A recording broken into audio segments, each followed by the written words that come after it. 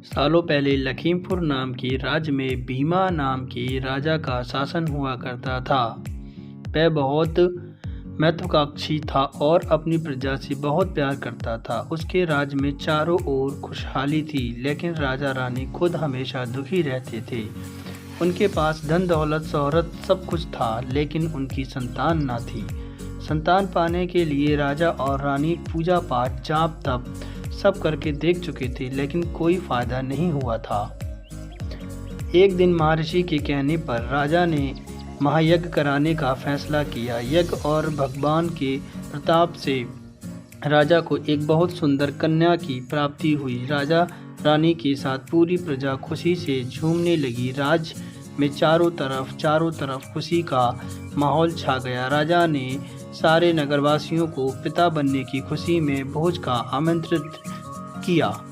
धीरे धीरे समय बीतने लगा। राजकुमारी बड़ी होने लगी। वह काफ़ी सुंदर और गुणवान थी। राजा रानी उसे देखकर ही खुश रहने लगे, लेकिन एक दिन उनकी खुशी को मानो जैसे किसी की नज़र लग गई।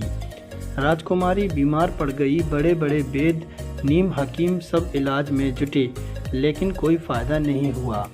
दिन प्रतिदिन राजकुमारी की हालत बिगड़ती जा रही थी।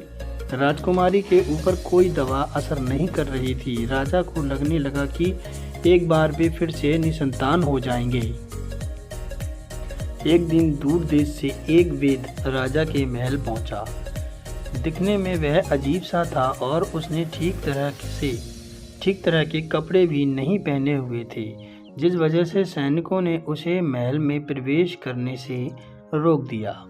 वेद ने राजा से एक बार मिलने की बहुत गुजारिश करते हुए कहा कि मैं राजकुमारी को ठीक कर सकता हूँ, लेकिन किसी ने उसकी बात पर यकीन नहीं किया। फिर सैनिक उस वेद को राजा के पास लेकर गए। वेद ने सबसे पहले राजा को अपना परिचय दिया और कहा कि मैं आपकी बेटी को ठीक कर सकता हूँ। राजा उसकी बात सुनकर प्रसन्न हुआ, लेकिन उसका रहन सहन देखकर राजा ने भी उस पर यकीन नहीं किया। उधर राजकुमारी की तबीयत दिन प्रतिदिन खराब होती जा रही थी, इसलिए राजा किसी वेद पर यकीन नहीं कर पा रहे थे। लेकिन उस वेद का आत्मविश्वास देखकर राजा ने उसे एक मौका देने का फैसला किया। राजा ने वेद को बोला कि अगर राजकुमारी ठीक नहीं हुई तो अंजाम भुगतने के लिए तैयार रहना। इस पर वेद ने बोला, ठीक है, लेकिन अगर राजकुमारी ठीक हो गई तो मुझे क्या मिलेगा? राजा ने कहा, जो मांगोगे मिलेगा।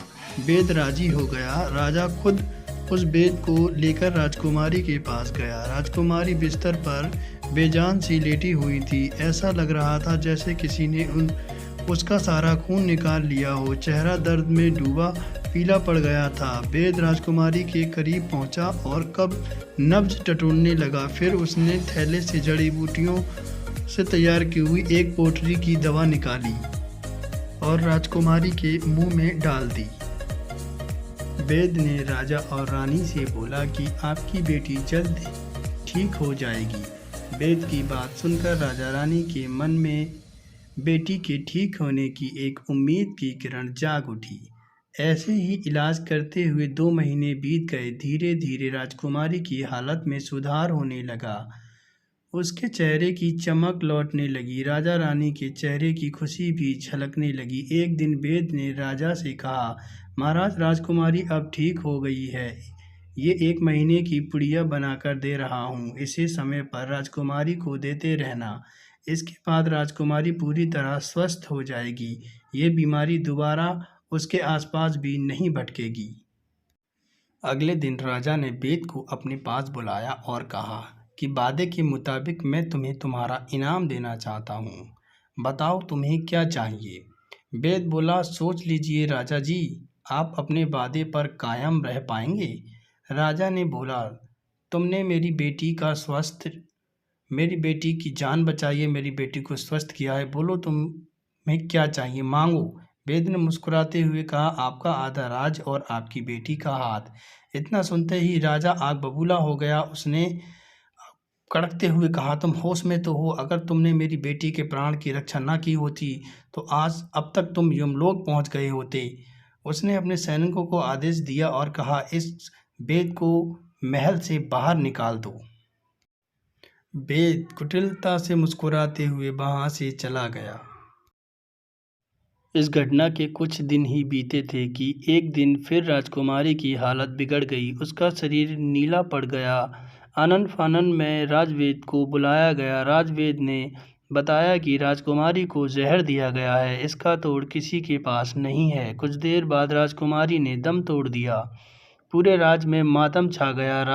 राजा रानी शोक में डूब गए। छानबीन में पता चला कि वेद ने राजकुमारी को 1 महीने खाने के लिए जो पुड़िया दी थी उनमें से ही एक पुड़िया में जहर था। वेद को पहले ही शक था कि राजा उसकी बात नहीं मानेगा, इसलिए उसने एक पुड़िया में जहर भरकर रखा था। उसने सोचा कि अगर राजा शादी के लिए मान जाता है तो वह जहर वाली पुड़िया हटा देगा, लेकिन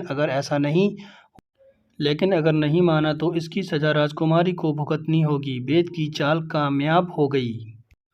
दोस्तों, इस कहानी से हमें शिक्षा मिलती है कि अगर आपने किसी से वादा किया है तो उस वादे को निभाना भी चाहिए, जैसे कि राजा ने अपना वादा नहीं निभाया।